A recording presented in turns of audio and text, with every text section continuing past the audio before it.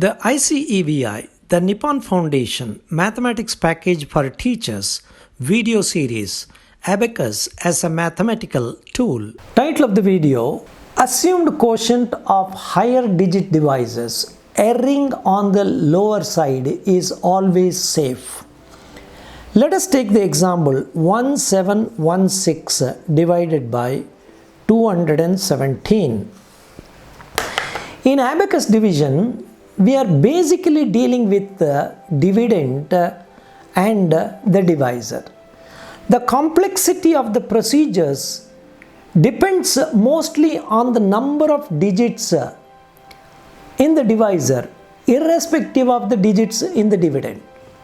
In this section, we had practiced problems involving multiple digits of dividends and single digit divisor, where we did not have major problems in setting the quotient and doing calculations. When the number of digits of the divisor increased to 2, we introduced the concept of assumed quotient. We also demonstrated that in most cases of problems dealing with double-digit divisors, assumed quotients became the real quotients too. We had also discussed the adjustments that should be made in the quotient when the assumed quotient is different from that of the real quotient. We should understand a basic principle concerning the assumed quotient. When the assumed quotient is larger than the real quotient, we have to reset the problem and commence the division procedures. This is time consuming and also affects the flow in the calculation. We always suggested that we should not get into a situation where we are forced to reset the problem, and therefore suggested fixing the assumed quotient, which in most cases may be less than the real quotient. When the assumed quotient is less than the real quotient, the remainder itself will show that error, and we simply make alterations in the quotient and proceed with the calculation process.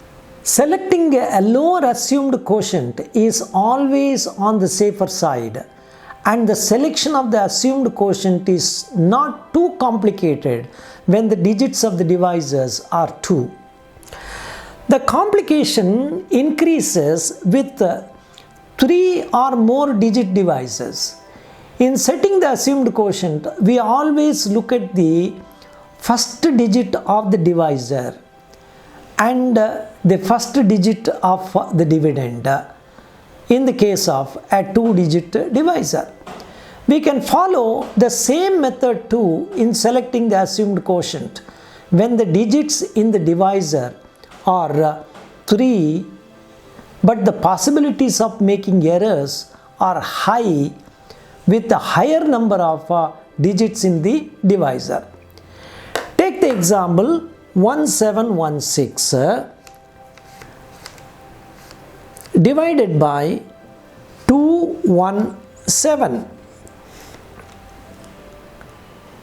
We also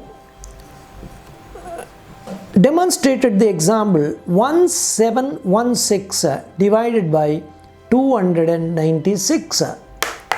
In both the cases, when we take the first digit of the divisor and first 2 digits of the dividend, the divided value is 8, that is 17 by 2, that is 8, and a remainder 1.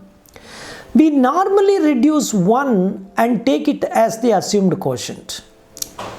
In 2 divisors, one is nearing 300 and another is closer to 200, and the difference is huge, though the first number remains the same. In the case of 1716 divided by 217, we can take the assumed quotient as 7. But if you follow the same logic for 296, the assumed quotient will be definitely larger than the real quotient, which will lead to the resetting of the problem.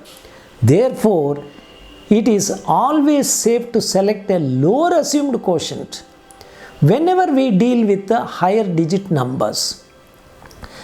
We can always start somewhere from the midpoint of the first digit of the divisor, and the divided value that we get when we consider the first two digits of the dividend and the divisor. In this problem, 2 is the highest digit of the divisor and 8 is the whole number value we get when 17 is divided by 2. We can add 2 and 8, which is 10, and take the average, that is 5, and take 5 as the assumed quotient. So it is always safe to make an error on the judgment of assumed quotient on the lower side than making an error on the upper side, which will force us to reset the problem. Let us see in the next video how making an error on the lower side is always safe in the abacus division using the examples mentioned in this problem.